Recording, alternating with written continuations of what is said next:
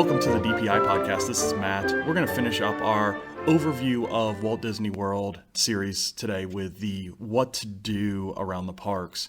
This is going to be an overview of all of the different entertainment options that are around Walt Disney World Resort, not only as far as rides and shows, but also getting outside to some of the stuff like golf and some of the other experiences that are around the Walt Disney World Resort.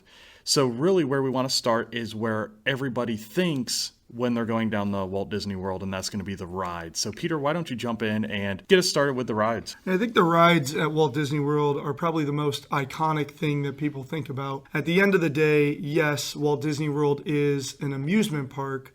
And one of the things that I always talk about when I'm dealing with new people in the sort of Disney family and the Disney experience is, though it is an amusement park, you need to go expecting a wowing interactive experience and not a day of cheap thrills that you would see at a lot of like the Cedar Fair companies or the Six Flags company or even the Universal company, although they are getting a little bit better at the interactive immersive experiences. But rides obviously are a very important thing at Walt Disney World. It's important to know what you're going to be doing with the rides. It's important to know what ride types are available. And I think what sets Disney apart versus some of those other companies that I just shared is the fact that they really do have a ride for everybody. Whether you have an infant or a teenager that you're trying to go down to Disney World with, you're going to find something for everybody. And regardless of age, it's still just as fun to ride some of those no height restriction classics like Dumbo as a teenager or even an adult. I know when my wife and I went down there for our anniversary trip, we still rode Small World and we still rode Dumbo and we still rode all these like family fun things because it's just whimsical to just let loose of parenting, let loose of all the stressors of being an adult in today's world and just be a kid again. And so first thing I want you to know is that there are ride types for everybody. There are slow-moving rides. There are slow-moving boat rides. There are in-the-dark rides. There are roller coasters. There are get-you-wet rides. There are all types of things. And so there are going to be ride types all the way from something with no height restriction to the highest height restriction at Walt Disney World is 52 inches. And it always cracks me up at the one ride that's 52 inches is this little spinning mouse ride over in Animal Kingdom in Dino Land. But outside of that, the next highest is 48 inches at Rockin' Roller Coaster.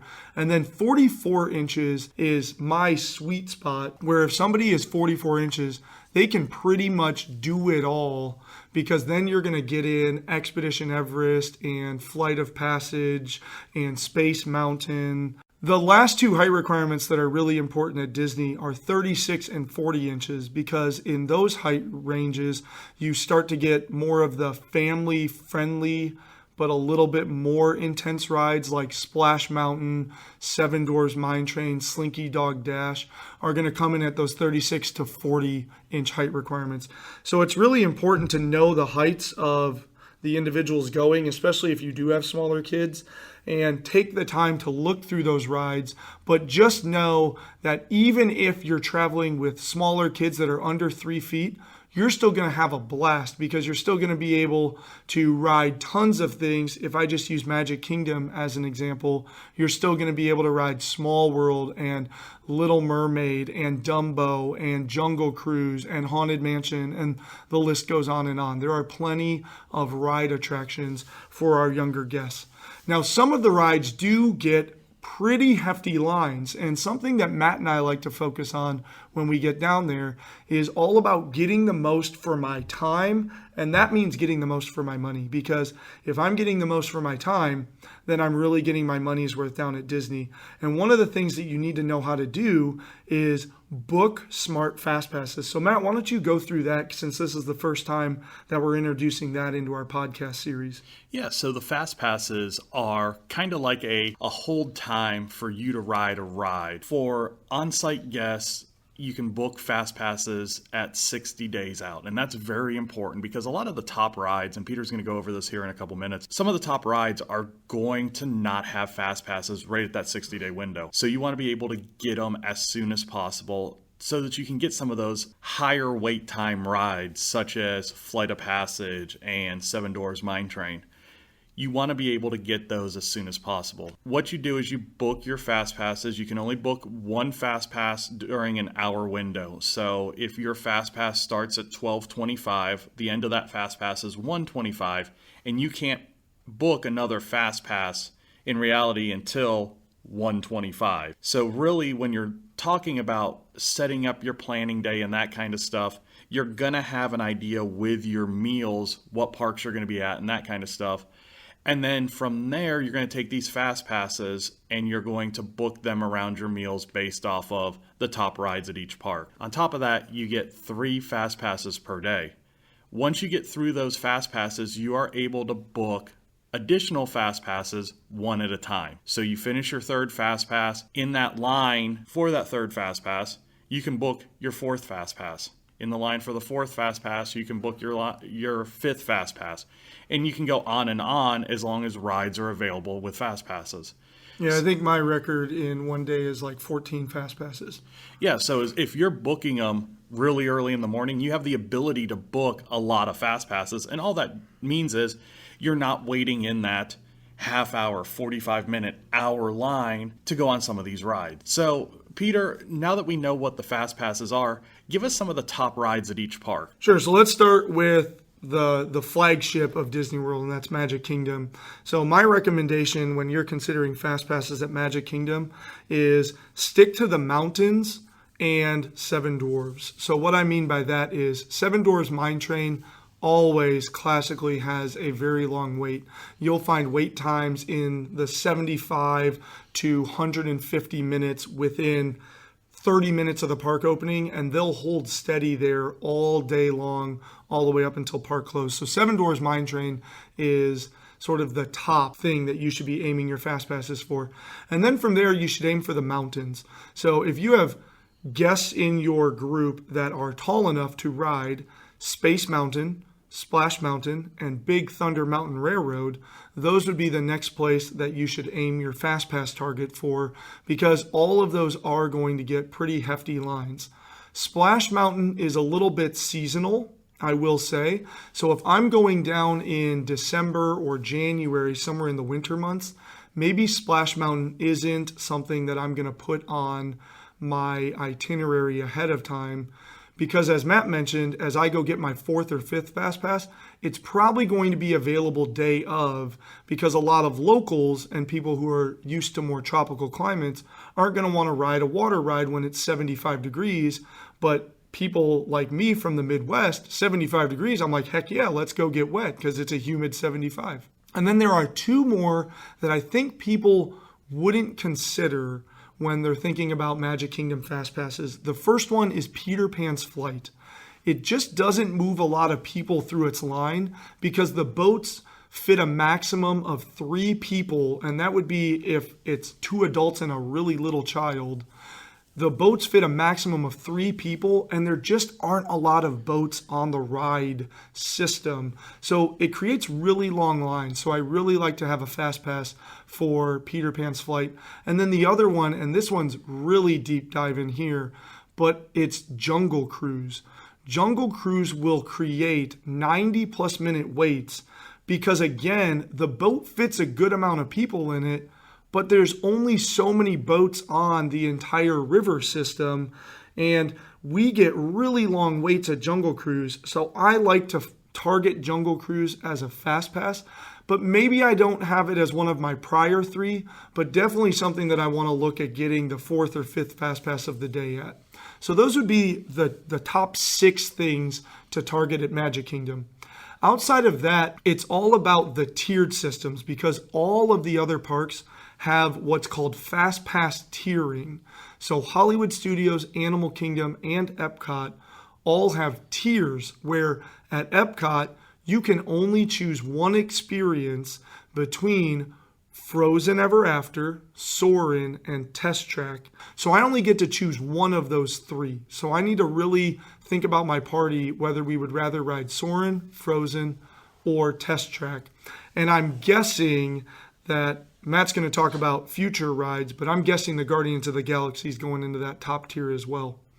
Over at Hollywood Studios, I actually have to choose between all of the rides as my single top tier Fast Pass, and then all of the shows and attractions, and oddly enough, the Star Tours ride are in the lower tier where I choose my other two Fast Passes.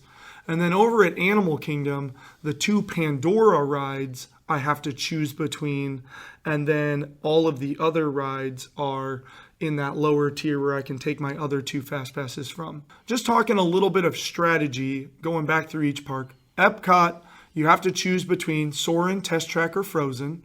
And then you're probably going to fill it up with maybe a Living with the Land or a Figment or a Spaceship Earth or really whatever suits your fancy. But kind of pro tip, once you get into that third wait time, into that third Fast Pass queue, you can go and book a Frozen or a Soarin' or a Test Track. So kind of personal experience, Frozen seems to fill up and be harder to get as my fourth or fifth Fast Pass than Soarin' and sometimes Test Track. So I would recommend aiming for Frozen or Test Track, knowing that I can probably get a Soarin' on the day of. Over at Animal Kingdom, it's really about how big your riders are. If you can, Flight of Passage is the number one thing that you should target. But if your ride goers aren't tall enough, then definitely just take the Navi River Journey. It's still an awesome ride, great experience. And then outside of that, Kilimanjaro Safaris, Expedition Everest, and Kali River Rapids would be where you should spend your other two Fast Passes, depending on the preferences of your party. Over at Hollywood Studios, we have a really funky top tier system where you basically have to pick one ride and a show and Star Tours or two shows. So you can look at the shows that are available, and Matt's actually going to be talking about those in a little bit more detail here soon. So you can figure out what your party would like to see, and then for the ride, it's really up to you, but I would recommend that you aim for Slinky Dog Dash, and then as you get those fourth and fifth Fast Passes, then maybe you can find the Tower of Terrors, the Rock and Roller Coasters, the Toy Story Manias, and see what you can get out of it, because Hollywood Studios really threw park goers for a loop when they unveiled their new Fast Pass system that's debuting right now with the opening of Star Wars Galaxy's Edge. I will throw in one more thing, that Smuggler's Run is still not Fast Passable. You just have to wait through the standby line. And the last thing that I'll throw in here before I toss it over to Matt to talk about some things that are coming soon is beyond the Fast Pass system, if you do have need of disability services, if you swing into guest relations at any park, they will set you up with a disability access service pass. And the way that that system works is you go up to the ride entrance, and whatever the current standby wait time is, they will then create on your Magic Band a return time at that many minutes from now. So just to explain that a little bit better, if it's noon and I walk up to something that has a 30-minute wait time, they're going to create me a return time for 12:20 because they'll take the current standby minus 10 minutes because 10 minutes is approximately how long it should take you to wait through the Fast Pass line. So just know that that's available for you as well if you do have any disability needs or anything like that. So Matt, I talked about the top rides, but those top rides are going to have some competition pretty soon because Disney World's unveiling some new things that are pretty exciting. So why don't you walk us through some of those? Yeah, well, if you go down to the parks right now, you see the state bird of Florida all around the parks of the crane. And, all that means is there's a ton of construction going on. You ride the Skyliner into the back of Epcot, you see a ton of construction. Really, as far as rides coming up, at Magic Kingdom, you've got the Tron roller coaster.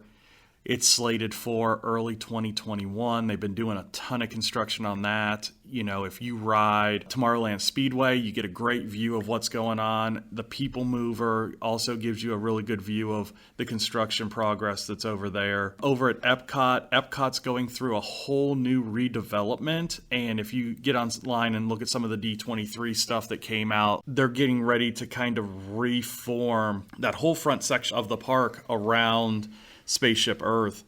And with that is coming 2 new rides in the form of the Guardians of the Galaxy ride, and also in the back in the France Pavilion, there's going to be the Ratatouille ride being unveiled here in the next couple years. At Hollywood Studios, you've got Rise of the Resistance that's going to be opening up in December. You also have Mickey and Minnie's Runaway Railroad that opens up at the beginning of 2020, and really no new construction over at Animal Kingdom. I do know at Animal Kingdom, just to add to that, I do know that Disney Studios has announced the release of Avatar 2, 3, and 4. And thoughts are that the Pandora area is greatly going to expand. If you're familiar with the area, over to the right, there's that really long bridge that takes you into Africa. The thought is that Pandora is really going to massively expand over to that right area. As Pandora 2, 3, and 4 come out, there will be some new rides themed off of some of the things that you see in those future movies. So I think Animal Kingdom's going to be getting an overhaul as well. And there's also been talk of the Dino Land area potentially getting a facelift overhaul, potentially over there around Dino Land, Finding Nemo, the musical, and everything like that. So that kind of gets us through all the rides as part of the attractions. Now, what else you have at the parks are the shows and the entertainment. So Peter, why don't you talk us through some of those fantastic nighttime shows? Yeah, I think that's something that you really need to plan into your day, because every park has one or more nighttime shows. So the big one at Magic Kingdom is obviously Happily Ever After, which has a fantastic castle projection show in addition to some really great fireworks. Probably the best on Disney property on a daily basis is the fireworks that go up with Happily Ever After. And that show does change a little bit depending on the time of year. If you're down there July 4th, or if you're at one of the Not So Scary parties or Very Merry Christmas party, or there for New Year's, that show is going to change and be themed to that specific event. But Happily Ever After runs every single night outside of those special events. And it's a fantastic show that you want to make sure that you experience while you're down there. And then every other park does have sort of a culminating nighttime show. At Hollywood Studios, they have Fantasmic, which is a really cool character / pyrotechnic show that takes you through some Disney heroes working to take on Disney villains. It's a really, really cool show. Over at Epcot, they've just unveiled the Epcot Forever, which I'm really looking forward to seeing here. And I hear great things, and I refuse to go online and watch a show about it until I can experience it in person. So stay tuned, because Matt and I will definitely be doing a special edition about Epcot Forever once I experience it and he experiences it in November. And then lastly, over at Animal Kingdom, they have the Rivers of Light show, and they also have a light show on the Tree of Life that happens twice a night as the sun goes down. Rivers of Light's pretty cool. It just got redone. Expect projection onto water, along with a few animal float rides and flowers and stuff that do a little combo between water and fire. Really kind of a cool show about the delicate balance of nature and highlighting all of the things that Animal Kingdom brings to us to consider outside of the standard theme park type of feeling that we get at the other ones. And so those are the nighttime shows. But in addition to that, there are lots of things that you can fast pass and view during the day. So Matt, why don't you kind of hit and highlight a few of our park shows? Yeah, so every park has a wide variety of not only live action shows, but also animatronic shows. And if you know Disney animatronics, they are fantastic. So really, I'll just kind of go park by park. So Magic Kingdom is probably the best park for your animatronics. You have the Hall of Presidents, Mickey's PhilharMagic shows that are both good long indoor shows, great breaks from the summer heat, air-conditioned buildings.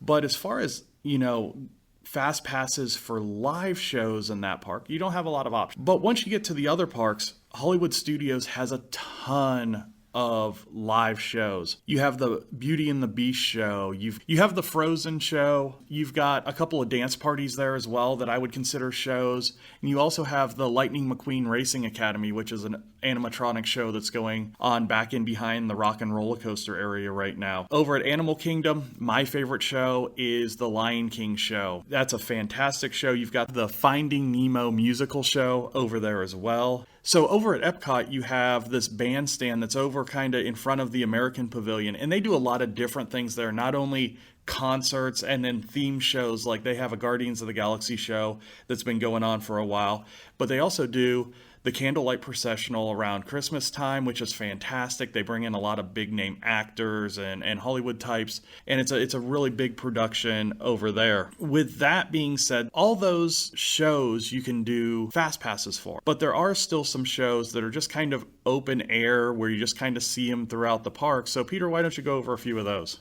When you talk about those, so all the ones that Matt went through, definitely a lot of them are fast passable, a lot of them are more considered attractions, especially Hollywood Studios, which makes sense because it's celebrating theater and art and Hollywood. And so that park has a ton of shows if you're interested in it.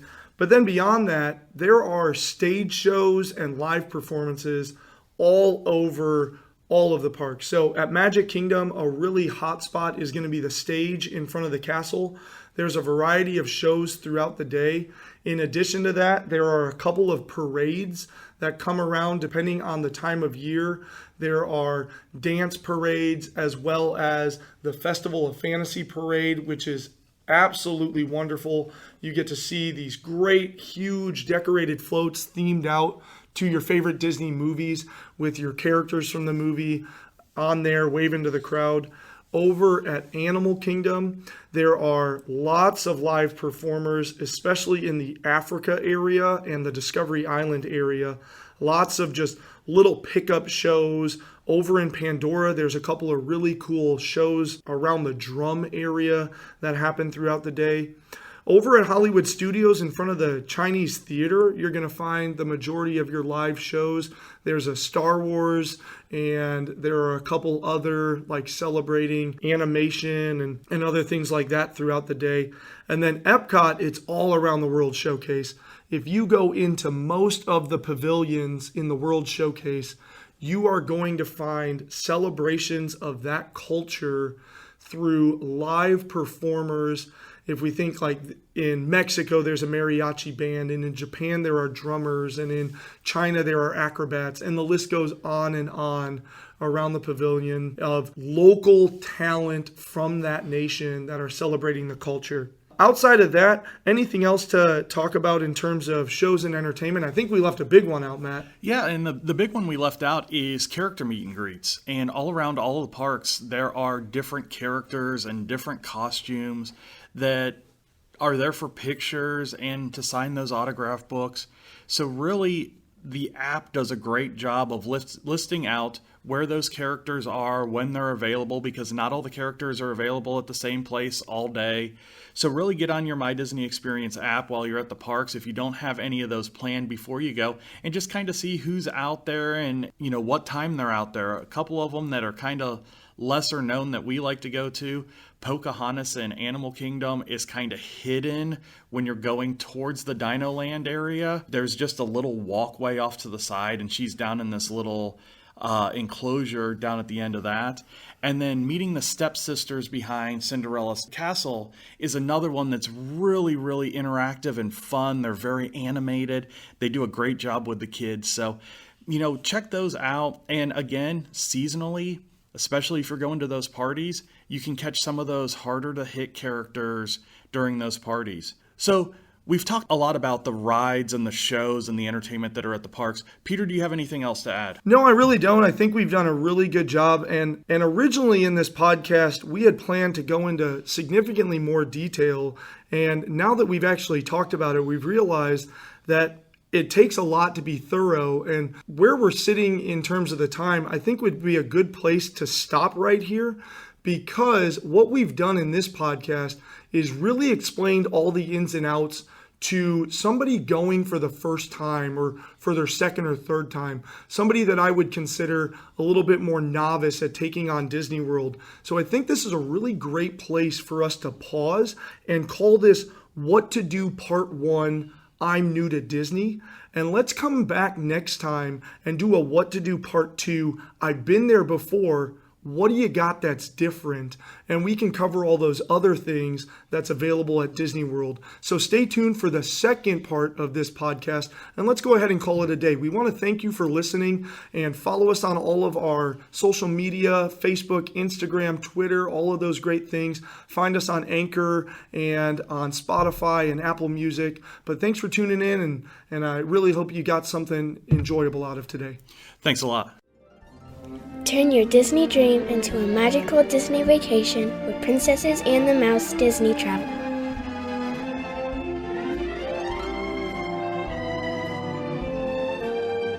Contact us at any of these options or learn more by clicking the website link below.